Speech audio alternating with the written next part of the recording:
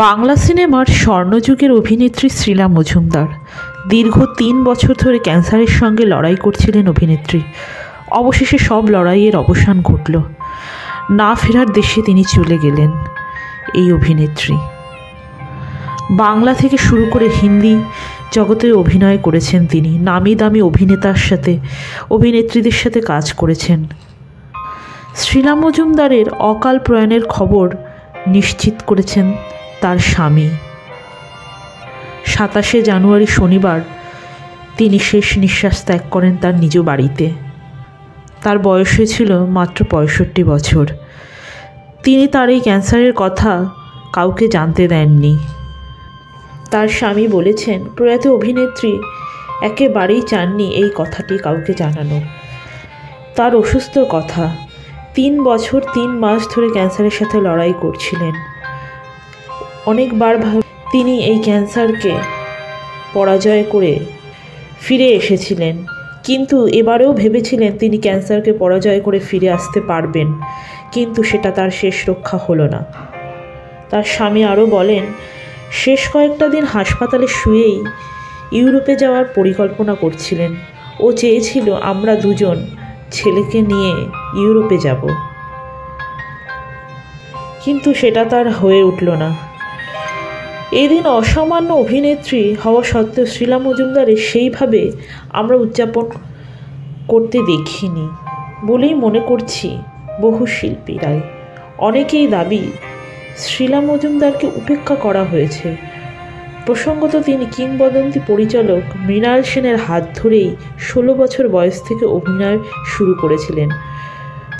১৯৭৯ সালে মৃণাল সেনের পরশুরাম ছবিতে অভিনয় করেছিলেন। সেই থেকেই তার যাত্রা শুরু। তারপরে মৃণাল সেনের মোট ৬টি ছবিতে অভিনয় করেছেন শ্রীলা। মৃণাল সেনের একদিন প্রতিদিন, খারিজ, মমতা শঙ্করের সঙ্গে অভিনয় করেছেন। এছাড়াও পরিচালক মৃণাল সেনের অকালের সন্ধানে, চোখ সহ ৬টি ছবিতে অভিনয় করেছেন। শ্যাম বেনেগালের আরোহণ ও মান্ডির মতো ছবিতেও কাজ করেছেন। শাবানা আজমি, নাসিরুদ্দিন শাহ, স্মিতা পাটেলের সাথেও অভিনয় করেছেন হিন্দি সিনেমাতে। তিনি শুধুমাত্র বাংলা ইন্ডাস্ট্রির কিংবদন্তি অভিনেত্রী নয়, তিনি নামজাদা সব অভিনেতা অভিনেত্রীদের সাথে কাজ করেছেন। বাস্তব জীবনের ঘাত প্রতিঘাত ছবিতে বিভিন্ন সময় ফুটে উঠেছে তার অভিনয়ের মাধ্যমে। তার অনেক ছবিতে পার্শ্ব অভিনয়তেও দারুণভাবে ফুটিয়ে তুলেছিলেন নিজের চরিত্রকে। পার্শ্ব চরিত্রে কখনো দুঃখী দিদি, দুঃখী মা, দুঃখের যে কোনো ট্র্যাজেডি চরিত্রগুলি অসাধারণভাবে ফুটিয়ে তুলতেন তিনি। তাছাড়া আরেকটি উল্লেখযোগ্য, ২০০৩ সালে চোখের বালি সিনেমাতে ঐশ্বর্য রাইয়ের বচ্চনের কণ্ঠ দিয়েছিলেন শ্রীলা মজুমদার।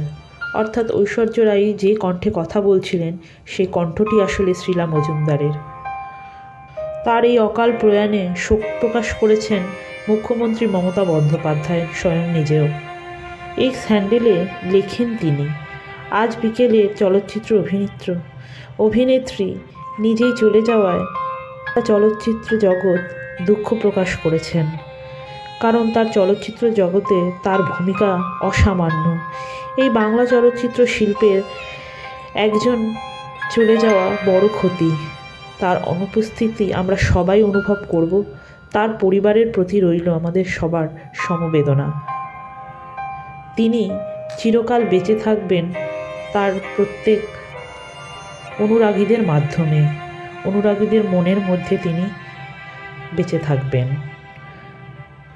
ভিডিওটিকে একটি লাইক করে দেওয়ার অনুরোধ রইল এবং নতুন বন্ধুরা চ্যানেলটিকে সাবস্ক্রাইব করে দেবেন অনুরোধ রইল।